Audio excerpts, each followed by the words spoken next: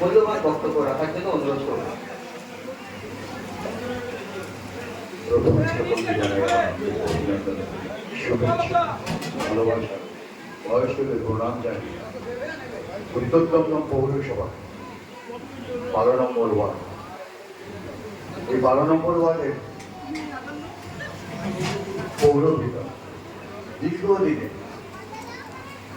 Soumen Dutta CIC member. বছরের প্রথম থেকেই কিন্তু সৌমেন দত্ত, আপনারা যেহেতু এলাকার মানুষ অনেকেই এখানে আছেন, ও একটা না একটা কর্মযোগ্য কিন্তু প্রতি বছর নেয়।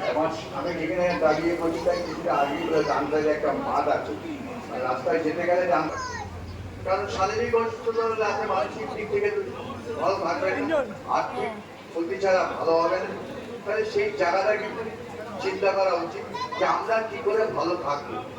সেই ভালো থাকার কথা মাথায় রেখে সৌমেন দত্ত স্বাস্থ্য শিবিরের জায়গাটা কিন্তু চক্ষুদান, চক্ষু পরীক্ষা থেকে আরম্ভ করে, দাঁতের পরীক্ষা থেকে আরম্ভ করে, ইসিজি থেকে আরম্ভ করে, ব্লাড পরীক্ষা থেকে আরম্ভ করে সমস্ত কিছু কিন্তু এখানে আয়োজন। তারপরে সামাজিক